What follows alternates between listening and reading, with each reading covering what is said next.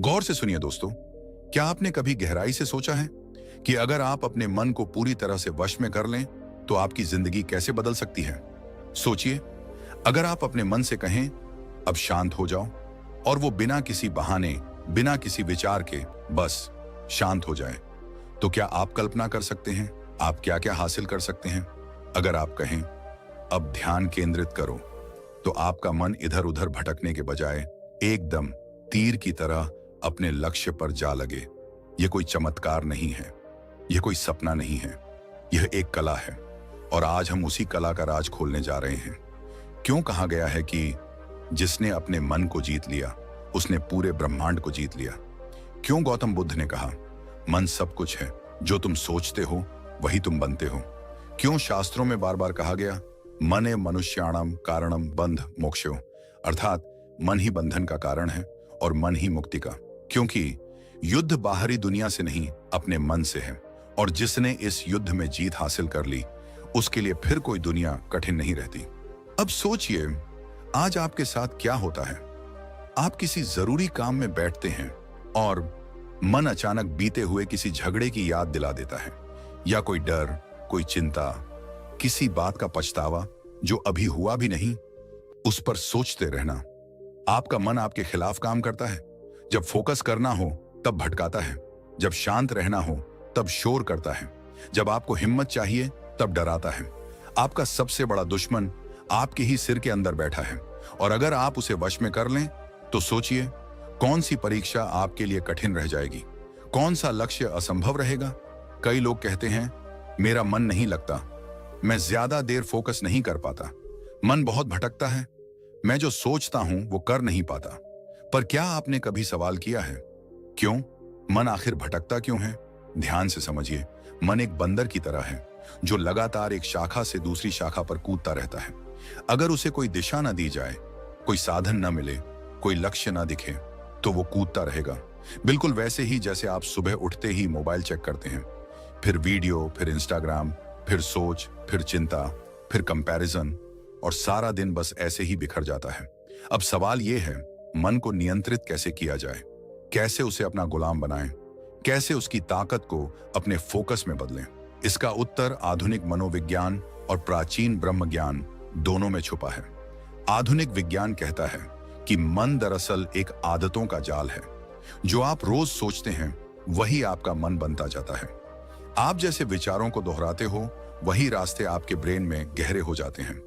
उन्हीं रास्तों पर मन दौड़ने लगता है और धीरे धीरे वही आपकी नेचुरल सोच बन जाती है। उदाहरण के लिए, अगर आप हर सुबह उठते ही सबसे पहले चिंता करते हैं तो आपका मन उस आदत का आदी हो जाता है। अगर आप हमेशा दूसरों से तुलना करते हैं तो मन उस कंपैरिजन के चक्कर में उलझ जाता है।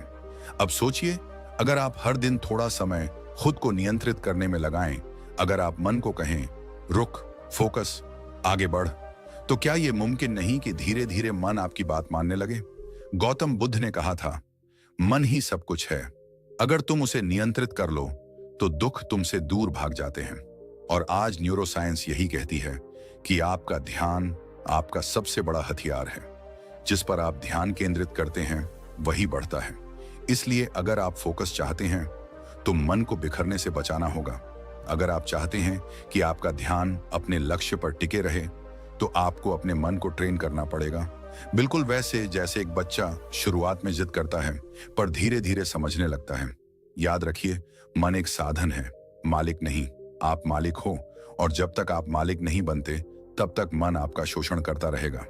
आज हम इस वीडियो की शुरुआत में सिर्फ इस बात को समझने आए हैं कि अगर फोकस चाहिए, अगर ध्यान चाहिए, अगर सफलता चाहिए, तो सबसे पहले मन को कंट्रोल करना जरूरी है।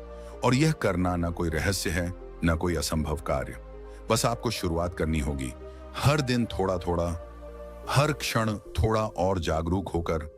और जैसे ही आप अपने मन पर नियंत्रण पाना शुरू कर देते हैं, आपका ध्यान, आपकी सोच और आपका जीवन तीनों एक नई दिशा में मुड़ जाते हैं। और यही शुरुआत है। अगले भाग में हम विस्तार से जानेंगे मन को काबू में रखने की 5 अद्भुत और अचूक विधियां, जो आपको बताएंगी कि कैसे आप अपने जीवन में हर दिन अपने मन को साध सकते हैं, उसे अनुशासन में ला सकते हैं और अपने लक्ष्य की ओर तेजी से बढ़ सकते हैं। इसलिए वीडियो को यहीं मत छोड़िए, क्योंकि आगे आने वाला हिस्सा है वास्तविक परिवर्तन का दरवाजा। क्या आपने कभी खुद से पूछा है कि अगर मन मेरा है तो ये मेरी सुनता क्यों नहीं? क्यों जब मैं पढ़ना चाहता हूं तब यही मन बार बार मुझे मोबाइल की तरफ खींचता है? जब मैं कुछ सीखना चाहता हूं तब ये बीती बातें क्यों दोहराने लगता है? क्यों जब मैं खुद को बदलना चाहता हूं तब यही मन मुझसे कहता है, अरे छोड़, तू नहीं कर पाएगा? क्या ये सच में मेरा मन है या मैं ही इस मन का गुलाम बन चुका हूं? जिसने मन को जीत लिया उसने दुनिया को जीत लिया। ये सिर्फ कोई श्लोक नहीं है, ये एक चेतावनी है। क्योंकि अगर तुमने अपने मन को नहीं जीता तो ये मन तुम्हें हर रोज हर कदम पर हरवाता रहेगा। और जो इस मन को जीत लेता है उसके लिए कोई भी लक्ष्य असंभव नहीं रह जाता। अब ध्यान से सुनो, क्योंकि आगे जो तुम जानने वाले हो वो सिर्फ ज्ञान नहीं है, ये तुम्हारे जीवन की दिशा बदल सकता है। मन एक बंदर की तरह है, हर वक्त उछलता है, कभी भविष्य में, कभी अतीत में, कभी चिंता, कभी भ्रम, कभी लालच, कभी डर। लेकिन सवाल ये है, क्या तुमने इस बंदर को नियंत्रित करना सीखा है? आज हम भाग रहे हैं, थक रहे हैं, टूट रहे हैं, लेकिन जीत नहीं रहे। क्यों? क्योंकि हमारी सबसे बड़ी लड़ाई हम खुद से हार रहे हैं। जब तुम कहो कि मैं सुबह 5 बजे उठूंगा तो तुम्हारा मन कहता है, थोड़ी देर और सो जा, तू थक गया है। जब तुम कहो अब मैं अपना फोकस पढ़ाई या काम पर लगाऊंगा तो तुम्हारा मन कहता है, पहले थोड़ी सी इंस्टाग्राम देख ले, फिर शुरू करेंगे। और जब तुम कहो अब मैं अपने जीवन में बदलाव लाऊंगा तो वही मन कहता है, तू कौन सा खास है, सब ऐसे ही चलते हैं, तू क्यों इतना सीरियस हो रहा है? यही तो असली बाधा है, मन। गौतम बुद्ध ने कहा था, मन ही सब कुछ है, जो तुम सोचते हो वही तुम बनते हो। अब जरा ठहरो और सोचो, अगर तुम अपने मन के मालिक बन जाओ, अगर तुम ये तय कर सको कि कब सोचना है, कब नहीं, कब ध्यान लगाना है, कब शांत रहना है, तो क्या तुम एक नया जीवन नहीं बना सकते? अब वैज्ञानिक भी यही कहते हैं। हर दिन हमारे दिमाग में करीब 60,000 विचार आते हैं, जिनमें से 90% वही होते हैं जो हम कल सोच चुके हैं। मतलब हम हर दिन उसी पुराने पैटर्न को दोहरा रहे हैं, फिर भी उम्मीद करते हैं कि कुछ नया होगा। लेकिन नया तभी होगा जब मन नया होगा, और मन नया तब होगा जब वो तुम्हारा अनुयायी बनेगा, न कि मालिक। जब बच्चा पहली बार साइकिल चलाता है तो उसका मन डराता है, गिरेगा, चोट लगेगी। लेकिन जब वो डर से ऊपर उठकर अभ्यास करता है तो साइकिल भी चल जाती है और आत्मविश्वास भी जन्म लेता है। ऐसा ही मन के साथ भी होता है। शुरू में डर लगता है, ध्यान करने में, फोकस करने में, मोबाइल से दूर रहने में, आलस छोड़ने में। लेकिन जब तुम एक बार इस मन को टकरा कर नहीं, समझा कर जीतने लगते हो, तब यह मन तुम्हारा सबसे बड़ा साथी बन जाता है। मन को कंट्रोल करना आसान नहीं, लेकिन नामुमकिन भी नहीं। इसके लिए चाहिए सिर्फ एक चीज, सचेत अभ्यास। हर दिन अपने आप से पूछो, क्या मैं वही सोच रहा हूं जो मुझे सोचना चाहिए? क्या मैं वही कर रहा हूं जो मुझे करना चाहिए? क्या मेरा मन मेरे अधीन है या मैं उसके? हर बार जब तुम बेकार की सोच में खो जाते हो, खुद को पकड़ो। हर बार जब मन बहकाता है, उसे याद दिलाओ, अब मैं तेरा मालिक हूं। यह शुरुआत मुश्किल लगेगी, लेकिन यही शुरुआत तुम्हें वहां ले जाएगी जहां दुनिया के सबसे सफल, सबसे शांत, सबसे जागरूक लोग पहुंचते हैं।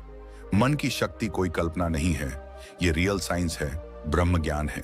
ऋषियों ने हजारों साल पहले जिस ध्यान, एकाग्रता और आत्मनियंत्रण की बात की, आज की न्यूरोसाइंस भी उन्हीं चीजों को माइंडफुलनेस, न्यूरोप्लास्टिसिटी और ब्रेन रिवायरिंग कहकर सिद्ध कर रही है।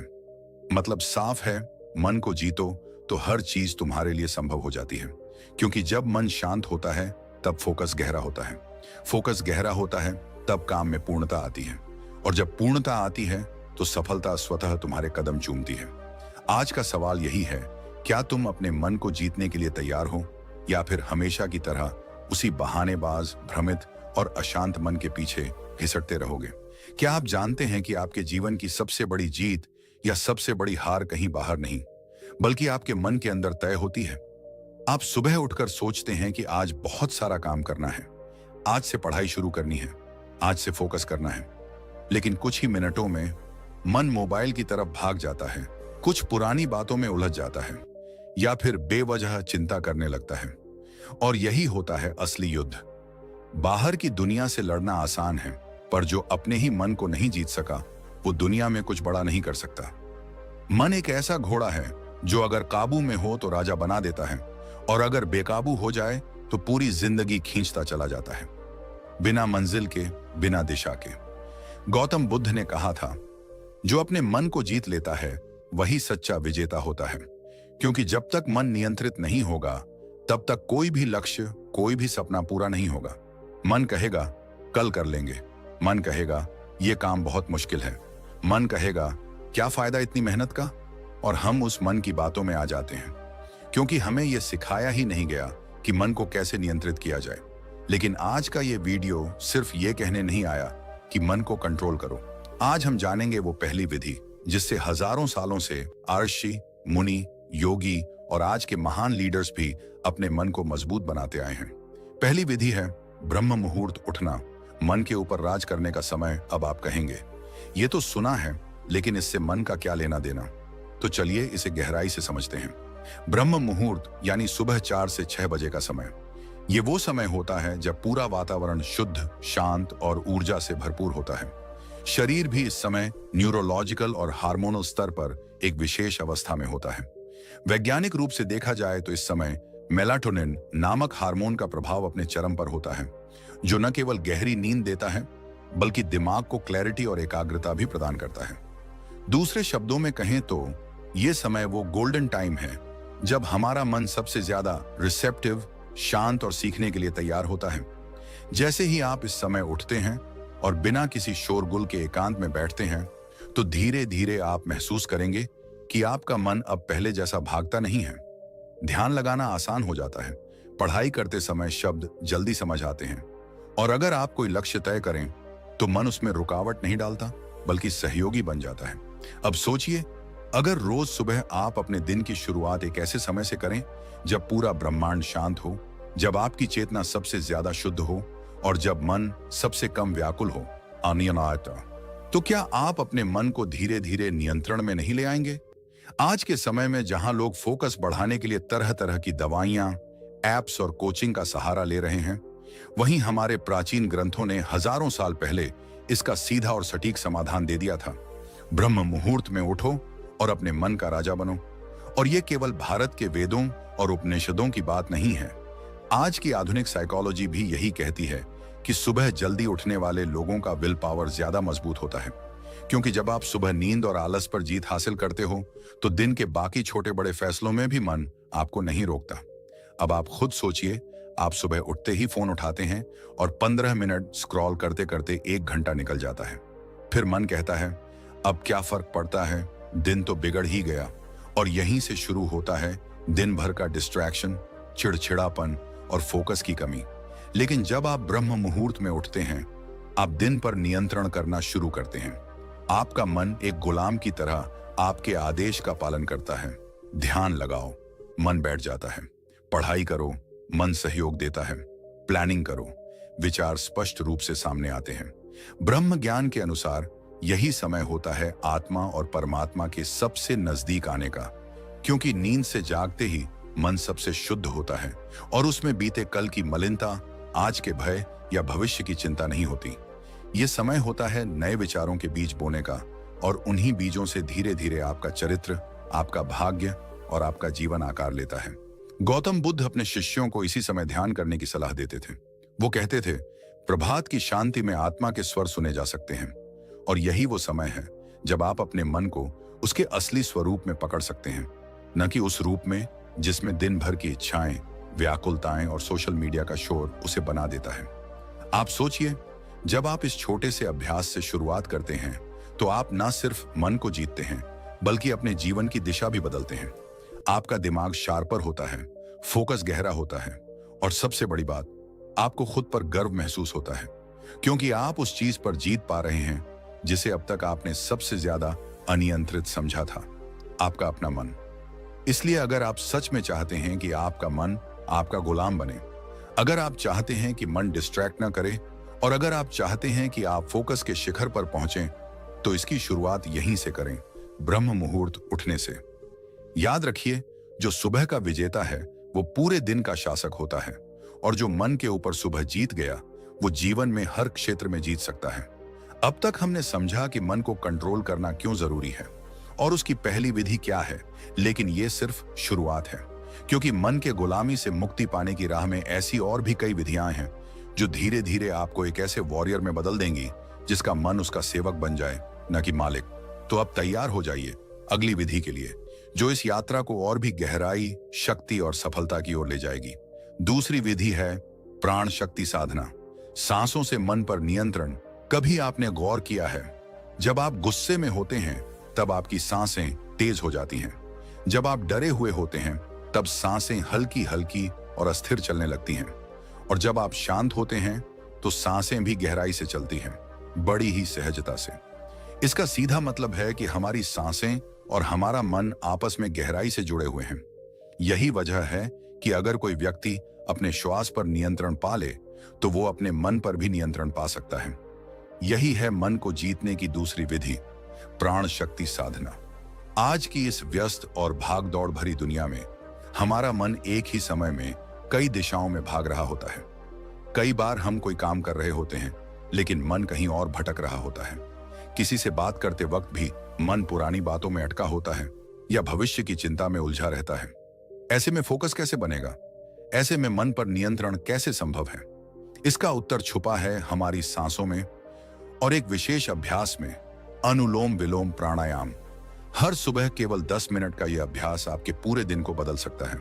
आप एक शांत, स्थिर और फोकस्ड मन के साथ दिन की शुरुआत करते हैं और जब शुरुआत ही इतनी सशक्त होगी तो दिन भर का हर कार्य सरल, स्पष्ट और प्रभावी बनेगा। यह कोई कल्पना नहीं है, बल्कि हजारों वर्षों पुराना ब्रह्म ज्ञान है जो आज भी उतना ही प्रभावशाली है। गौतम बुद्ध ने कहा था, जैसे कोई कुशल सारथी घोड़े की लगाम थामे रखता है, वैसे ही बुद्धिमान व्यक्ति अपनी श्वासों पर ध्यान देकर अपने चित्त को साधता है। यानी जो व्यक्ति अपनी सांसों पर ध्यान केंद्रित करता है वही अपने भटकते मन को वश में कर पाता है। और यही अभ्यास है अनुलोम विलोम का। यह साधना केवल एक श्वास अभ्यास नहीं है, यह एक ध्यान है, एक आंतरिक युद्ध है, जहां आप अपने अंदर के शोर को शांत करने की कला सीखते हैं। आप अपने मन के उस कोने तक पहुंचते हैं जहां विचारों की उथल पुथल थम जाती है। और जब विचार शांत होते हैं तब चेतना स्पष्ट होती है और यही स्पष्टता ही आपको फोकस की शक्ति देती है। आजकल हम अक्सर कहते हैं, मेरा मन बहुत विचलित रहता है, पढ़ाई में मन नहीं लगता, काम करते वक्त ध्यान भटक जाता है। लेकिन क्या हम कभी यह सोचते हैं कि हम अपने मन को फोकस करने के लिए सांसों की मदद क्यों नहीं लेते? जब बच्चे परीक्षा से पहले घबराते हैं तो टीचर उन्हें कहते हैं, गहरी सांस लो। जब कोई तनाव में होता है तो उसे कहा जाता है, आराम से सांस लो। लेकिन क्या हमने कभी इस सलाह को गंभीरता से लिया? सच तो यह है कि हम में से बहुत से लोग सांस लेते हैं सिर्फ जीने के लिए, लेकिन जीने की गुणवत्ता को बढ़ाने के लिए नहीं। जबकि अनुलोम विलोम जैसी साधना यही सिखाती है कि हम अपनी सांसों को कैसे नियंत्रित करें, कैसे उनकी गहराई को महसूस करें और कैसे हर श्वास के साथ अपने मन को अधिक शांत और स्थिर करें। वैज्ञानिक दृष्टिकोण से भी देखा जाए तो जब हम गहरी, लयबद्ध सांसें लेते हैं तो हमारा परसिस्थेटिक न्यूरल सिस्टम सक्रिय होता है, जो शरीर को आराम, मानसिक स्पष्टता और संतुलन की अवस्था में लाता है। यानी मन सिर्फ शांत नहीं होता, वह आज्ञाकारी भी बनता है। और जब मन आज्ञाकारी होता है तभी वो हमारी बात मानता है, तभी हम उसे एकाग्र कर सकते हैं, तभी हम उसे फोकस में बदल सकते हैं। सुबह के समय जब वातावरण शांत होता है, सूरज की पहली किरण धरती को छूती है और प्रकृति भी जाग रही होती है। ऐसे में 10 मिनट का यह अभ्यास हमारे पूरे जीवन को दिशा दे सकता है। केवल सांस पर ध्यान दीजिए, विचार आए तो उन्हें जाने दीजिए, सिर्फ श्वास के आने जाने को महसूस कीजिए। धीरे धीरे आपका मन भी वही करने लगेगा जो आप चाहते हैं, न कि वो जो मन खुद चाहता है। यही है प्राण शक्ति साधना की महिमा। यह केवल एक योग क्रिया नहीं, यह एक मानसिक अनुशासन है। जब सांस नियंत्रित होती है तो मन भी नियंत्रित होता है, और जब मन नियंत्रित होता है तो जीवन अपने सही मार्ग पर चलने लगता है। तो अगर आप अपने जीवन में फोकस बढ़ाना चाहते हैं, डिस्ट्रैक्शंस को खत्म करना चाहते हैं, मन को अपना मित्र बनाना चाहते हैं, तो हर सुबह 10 मिनट अनुलोम विलोम की साधना को अपने जीवन का हिस्सा बना लीजिए। आज नहीं तो कल इसका असर जरूर दिखाई देगा, लेकिन अगर आप इसे नियमित करें तो यह साधना एक आंतरिक क्रांति बन सकती है। याद रखिए, प्राण पर अधिकार तो मन पर अधिकार, और जिसने अपने मन पर अधिकार पा लिया उसे कोई भी लक्ष्य असंभव नहीं लगता। अब सवाल यह उठता है कि सिर्फ सांसों से ही नहीं, और भी कई ऐसी विधियां हैं जो हमारे मन को नियंत्रित कर सकती हैं। हमारे फोकस को तीव्र बना सकती हैं। और अगली विधि जो हम जानने वाले हैं वो है तीसरी विधि है विचार विच्छेदन विधि। विचारों को बीच में ही काट देना। कभी आपने ये महसूस किया है कि आप कुछ जरूरी काम कर रहे हैं, लेकिन अचानक मन में कोई पुरानी बात, कोई डर, कोई बेकार सोच या कोई ऐसा विचार आ जाता है जो आपका पूरा ध्यान भटका देता है और फिर आप उसी में उलझ जाते हैं। वो विचार आता है, पकड़ता है और खींच ले जाता है। आप समझते हैं कि ये सोचने का कोई मतलब नहीं, लेकिन फिर भी मन मानता नहीं, बस खींचता जाता है और खींचता जाता है और हम खुद से हार मान लेते हैं। तो सवाल ये है कि क्या हम वाकई अपने विचारों को कंट्रोल नहीं कर सकते? क्या हम हमेशा अपने मन के गुलाम बने रहेंगे? जवाब है नहीं। मन को नियंत्रित किया जा सकता है और इसका एक बहुत ही प्रभावशाली तरीका है विचार विच्छेदन विधि। ये विधि आपको सिखाती है कि जब भी कोई अनचाहा, नकारात्मक या फालतू विचार आपके भीतर घुसने की कोशिश करे तो आप उसे बीच में ही पकड़कर वहीं काट दें। ये एक मानसिक ब्रेक है, एक अलार्म है जो आप खुद के भीतर लगाते हैं। जैसे ही कोई विचलित करने वाला विचार आए, आप तुरंत अपने अंदर जोर से कहें रुक जा या कट, और उसी पल अपने शरीर को किसी उपयोगी क्रिया में लगा दें। ये क्रिया कुछ भी हो सकती है, उठकर पानी पी लेना, वॉक पर चले जाना, कोई किताब खोलना या आंखें बंद करके लंबी सांस लेना। इससे आप उस विचार की पकड़ से बाहर निकल आते हैं। अब आप सोच रहे होंगे कि क्या सिर्फ रुक जा बोल देने से विचार रुक जाते हैं? तो इसका जवाब है अगर आप इसे बार बार करेंगे तो हाँ, मन को आदत पड़ती है। शुरू में थोड़ी मेहनत लगती है, लेकिन धीरे धीरे मन सीखता है कि उसे किस विचार पर रुकना है और किसे छोड़ देना है। मन वही करता है जिसे आप बार बार आदेश देते हैं। जैसे एक घोड़ा बार बार एक ही दिशा में खींचा जाए तो कुछ समय बाद वह खुद ब खुद उसी दिशा में चलने लगता है। ठीक वैसे ही जब आप अपने मन को बार बार आदेश देते हैं रुक जा, कट, इधर ध्यान दे, तो वह मानने लगता है। शुरू में ये थोड़ी नाटक जैसी प्रक्रिया लग सकती है, लेकिन यही अभ्यास जब आदत बनता है तो चमत्कार होता है। आइए इसे एक रिलेटेबल उदाहरण से समझते हैं। मान लीजिए आप किसी ऐसे इंसान के बारे में सोच रहे हैं जिससे आपका मन खराब होता है। वो व्यक्ति, उसकी बातें, उसके झूठ, उसका धोखा, ये सब आपको परेशान करते हैं। अब आप जानते हैं कि ये सोच आपको कोई समाधान नहीं देगा, सिर्फ जलाएगा, थकाएगा और आपका कीमती समय बर्बाद करेगा। लेकिन फिर भी मन वहीं जाता है। अब इसी समय आपको इस विचार विच्छेदन विधि का प्रयोग करना है। जैसे ही ये सोच मन में आए, तुरंत कहिए रुक जा और उसी पल खुद को किसी काम में लगा दीजिए। टेबल साफ करिए, एक चुटकुला पढ़िए, अपने हाथ पैर स्ट्रेच करिए, कुछ भी, लेकिन उस विचार के पीछे मत जाइए। यही अभ्यास धीरे धीरे आपकी मानसिक मांसपेशियों को मजबूत करता है। अब आप कहेंगे मन तो खुद ही चल पड़ता है, हम तो उसे बुलाते भी नहीं। बिल्कुल सही, लेकिन बुद्ध कहते हैं जो मन को जीत लेता है वह संसार को जीत सकता है, और मन को जीतने की शुरुआत यहीं से होती है। सोच को पहचानो, उसे रोको और ध्यान को दूसरी ओर मोड़ो। विज्ञान भी इस बात की पुष्टि करता है। न्यूरोसाइंस कहता है कि जब आप किसी विचार को बार बार सोचते हैं तो उस विचार के लिए आपके दिमाग में एक न्यूरल पाथवे बन जाता है, और जब आप उस पाथवे को तोड़ने की कोशिश करते हैं, यानी विचार के बीच में ही कट कर देते हैं, तो धीरे धीरे वो पाथवे कमजोर पड़ने लगता है। ये ठीक वैसा ही है जैसे कोई घास का रास्ता अगर लंबे समय तक न चला जाए तो वह फिर से हरा भरा हो जाता है और रास्ता गायब हो जाता है। तो अगली बार जब कोई पुराना दुख, कोई डर, कोई अफसोस, कोई कंपैरिजन या कोई ईर्ष्या वाला विचार आपके मन में आए, तो याद रखिए आप उसके गुलाम नहीं हैं। आप कह सकते हैं कट, इनफ, अब नहीं। और जब आप बार बार ऐसा करेंगे तो आपके भीतर एक शक्ति जागेगी, वही शक्ति जो हर महान साधक में होती है, वही शक्ति जो अर्जुन को अपने लक्ष्य पर केंद्रित रखती है, वही शक्ति जो बुद्ध को बोधि वृक्ष के नीचे विचलित नहीं होने देती। इसलिए याद रखिए, हर बार जब आप अपने विचार को बीच में ही काटते हैं, आप अपने मन को सिखा रहे होते हैं कि किस दिशा में जाना है, और यही तो है असली फोकस, ध्यान को बार बार सही दिशा में मोड़ना। और अंत में यही विचार विच्छेदन विधि आपकी जिंदगी में वो बदलाव ला सकती है जिसकी आपको सच में जरूरत है। सिर्फ एक अभ्यास, रुक जा, और आपका मन आपकी बात मानने लगेगा। अब जरा सोचिए, अगर आप रोजाना 10 बार भी अपने नकारात्मक विचारों को इसी तरह रोक लें तो 10 बार आपने अपने फोकस को बचा लिया, और यही छोटे छोटे पल मिलकर एक बड़ा बदलाव बनाते हैं। वही बदलाव जो जीवन की दिशा बदल देता है। और अब जब आपका मन यह स्वीकार करने लगे कि वह आपके आदेश से चलता है, तो अगली विधि में हम जानेंगे कि कैसे हम अपने मन की स्मृति शक्ति को बढ़ाकर फोकस को एक नए स्तर तक पहुंचा सकते हैं। चौथी विधि है बोध शून्यता ध्यान, मन को शून्य की गोद में लाना। क्या आपने कभी अपने मन की आवाज को गहराई से सुना है? कभी गौर किया है कि दिन भर हम खुद से कितनी बातें करते रहते हैं?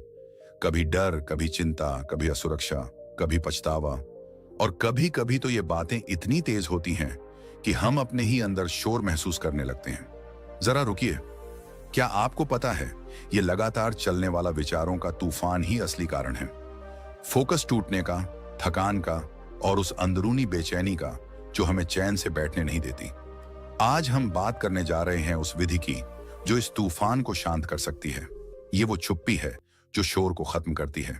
ये है बोध शून्यता ध्यान, यानी अपने विचारों से दूरी बनाना, उन्हें रोकना नहीं, बस उन्हें जाने देना।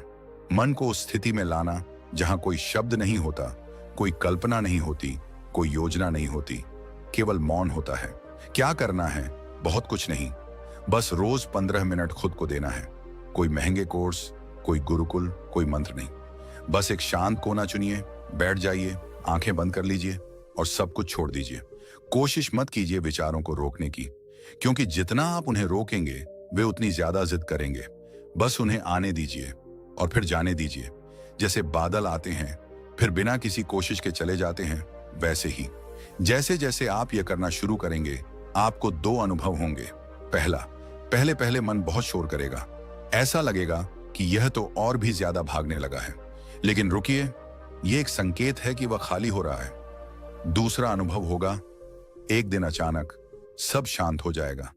आपको लगेगा कि विचार कम हो रहे हैं और एक गहरी स्पष्टता मन में उतर रही है।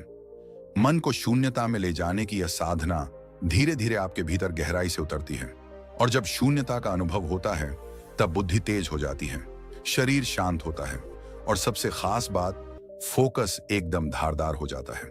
अब कोई भी काम करते समय मन बार बार भटकता नहीं, बल्कि पूरे होश और ऊर्जा के साथ एक ही बिंदु पर केंद्रित रहता है।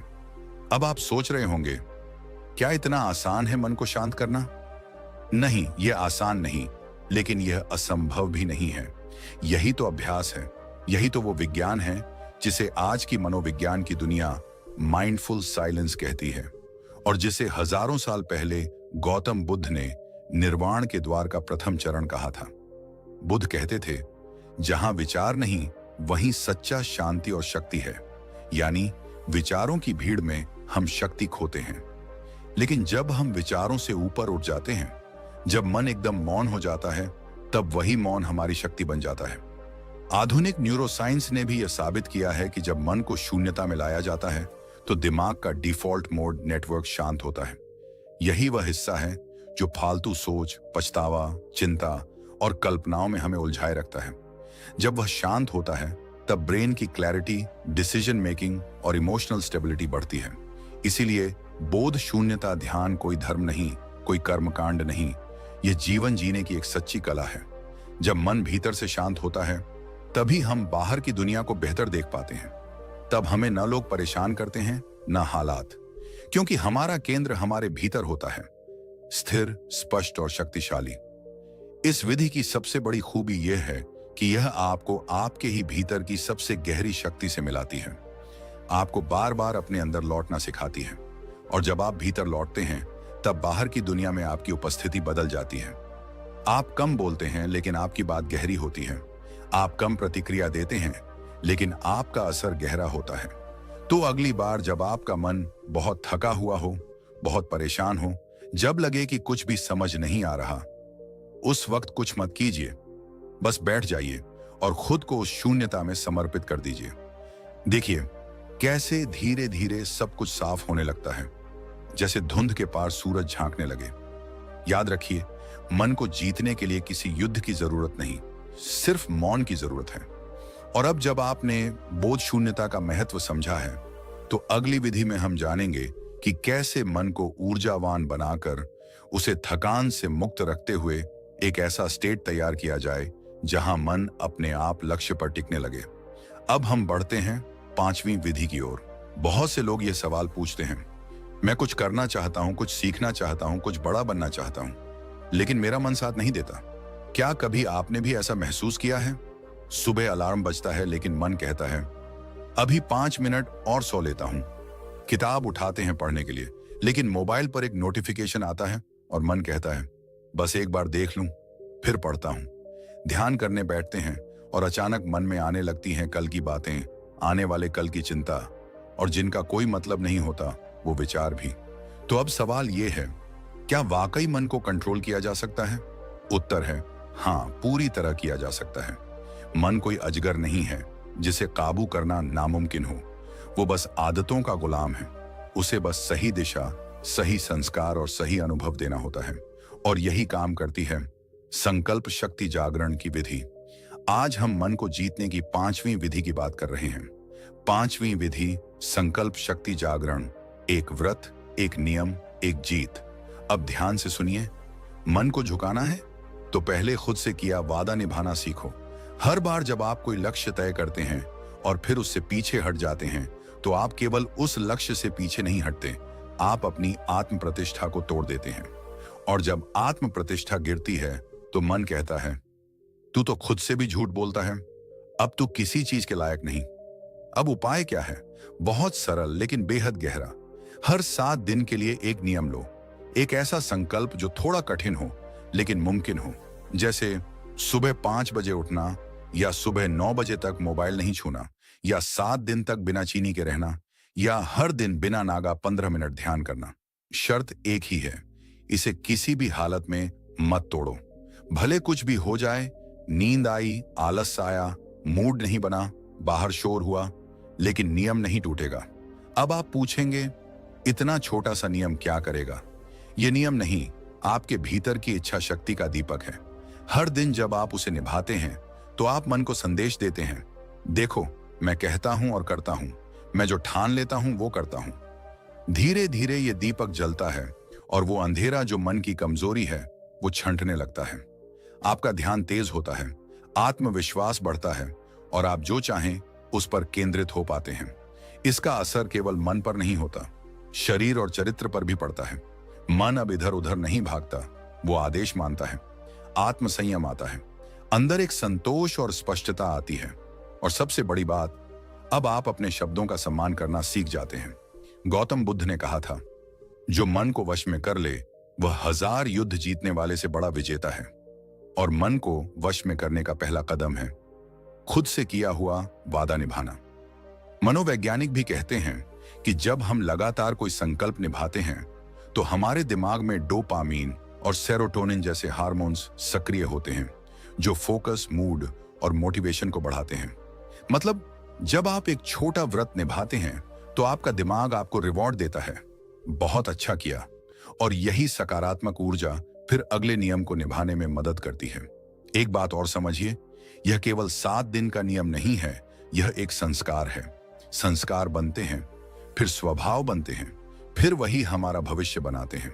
तो हर सप्ताह अपने भीतर एक संस्कार जगाइए और देखिए कैसे मन अब आपका सेवक बन जाता है, आपका गुलाम नहीं। और याद रखिए, जो खुद से किया गया वादा निभा ले वही सच्चा विजेता है।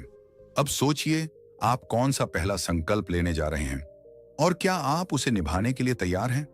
जहां आपका मन पूरी तरह से आपके अधीन होगा, और जीवन की असली शक्ति वहीं से शुरू होती है। जागो, ठानो और निभाओ।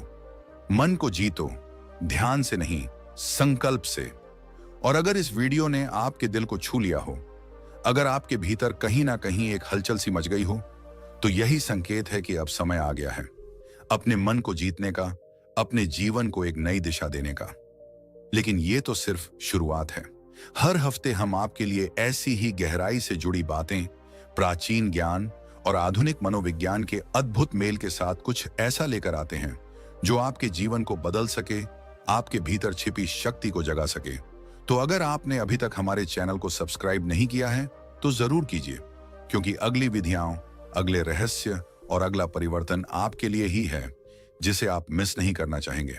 वीडियो को लाइक करना न भूलें और नीचे कमेंट करके हमें जरूर बताएं आपने इस वीडियो से क्या सीखा और आपका पहला संकल्प क्या होगा। आपका अपना चैनल, जहां बात होती है जीवन के असली परिवर्तन की। सब्सक्राइब कीजिए, बेल आइकॉन दबाइए और खुद से एक वादा कीजिए, अब हर वीडियो के साथ आप एक नई शुरुआत करेंगे। मिलते हैं अगली विधि में एक और मन विजय के रहस्य के साथ। तब तक जागते रहिए, सीखते रहिए और संकल्प के पथ पर चलते रहिए, क्योंकि बदलाव बाहर नहीं, भीतर से शुरू होता है। धन्यवाद।